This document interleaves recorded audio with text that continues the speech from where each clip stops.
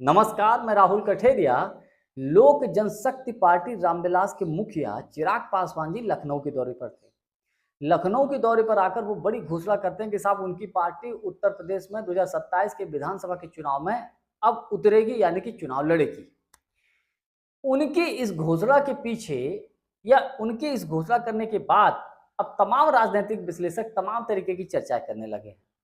हालांकि इससे पहले चिराग पासवान जी के पिताजी स्वर्गीय रामविलास पासवान जी भी उत्तर प्रदेश में काफी सक्रिय रहे, लेकिन अचानक से चिराग पासवान जी का उत्तर प्रदेश में आना, इसको लेकर तमाम तरीके के कयास लगाए जा रहे हैं। कुछ लोग ये बोल रहे हैं कि साहब अमित शाह जी योगी जी को रोकना चाहते हैं, इसलिए उन्होंने चिराग पासवान जी को उत्तर प्रदेश में भेजा है।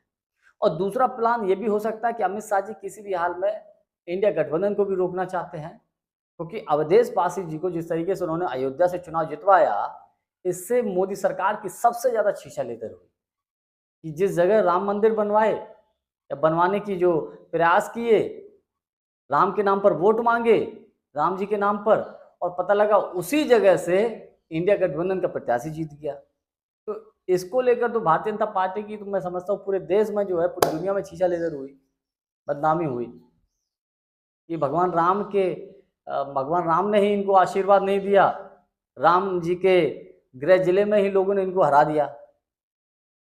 तो दो प्लान पे शायद अमित शाह जी काम कर रहे हैं। तमाम राजनीतिक विश्लेषक इस तरीके से बात चर्चा कर रहे हैं। तो हम जरा इसको लेकर और विस्तृत चर्चा कर लें, लेकिन उससे पहले यदि आपने अभी तक हमारे चैनल को सब्सक्राइब नहीं किया है तो सब्सक्राइब कर लीजिए, बेल आइकन को दबा दीजिए। साथ साथ वीडियो की डिस्क्रिप्शन में हमारी शॉप है, उसमें कुछ प्रोडक्ट्स हैं, जो भी ठीक लगे आप खरीद सकते हैं। इसके अलावा हमने वीडियो में स्पार्क का जूता टैग किया है, अगर आपको ठीक लगे तो खरीद सकते हैं। आपको बिहार का वो चुनाव याद होगा जो पिछला चुनाव हुआ था, इससे पहले वाले की मैं बात कर रहा हूँ, जब चिराग पासवान चुनाव लड़े थे और उन्होंने नीतीश कुमार जी के अपोजिट अपने मजबूत प्रत्याशी उतार दिए थे लगभग हर सीट पर। उसका परिणाम ये हुआ था कि नीतीश कुमार जी बिहार में तीसरी नंबर की पार्टी बन गए थे। तो मुझे लगता है कि अमित शाह जी वही चिराग मॉडल उत्तर प्रदेश में भी अपनाने जा रहे हैं, वही चिराग मॉडल।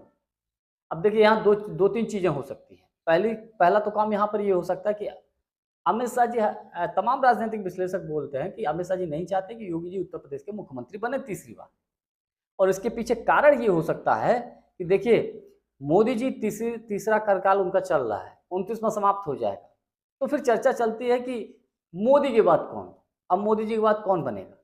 तो चाहे संगठन पर पकड़ की बात हो, चाहे सरकार पर पकड़ की बात हो, चाहे एजेंसियों पर पकड़ की बात हो, हर किसी पर अगर मोदी जी के पास सबसे ज्यादा पकड़ है तो वो अमित शाह जी है, नो डाउट, इसमें कोई दिक्कत नहीं। लेकिन योगी जी के चाहने वाले जब तक ये बोलने लगते हैं कि साहब मोदी के बाद योगी, यही बात अमित शाह जी को हजम नहीं होती। तो अब योगी जी को कैसे रोकना है, तो रोक तो तभी पाएंगे जब 27 का विधानसभा का चुनाव योगी जी के चेहरे पे जो लड़ रहे हैं वो हार जाएं, तो ऑटोमेटिक रुक जाएंगे। लेकिन फिर यहाँ दिक्कत ये भी है कि दिल्ली के रास्ता यूपी से होकर गुजरता है।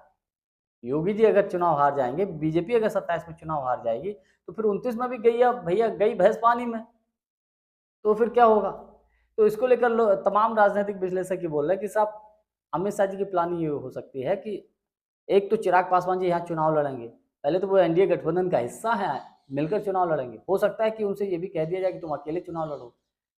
अकेले चुनाव लड़ने से नुकसान बीजेपी को भी हो सकता है, और उनके चुनाव लड़ने से नुकसान इंडिया गठबंधन को भी हो सकता है। लेकिन इंडिया गठबंधन से ज्यादा योगी जी को रोकना प्राथमिकता लगती है अमित शाह जी की, मुझे ऐसा लगता है यहाँ पर। तो अगर ऐसा चिराग पासवान कर पाते हैं, क्योंकि डायरेक्ट तो योगी जी को हटा नहीं पाएंगे, उत्तर प्रदेश में संगठन में सरकार में योगी जी की बहुत मजबूत पकड़ है। तो अगर ऐसा होता है कि बीजेपी बहुमत से नीचे आ जाती है 27 के विधानसभा के चुनाव में, फिर तो योगी जी मुख्यमंत्री बन ही नहीं पाएंगे।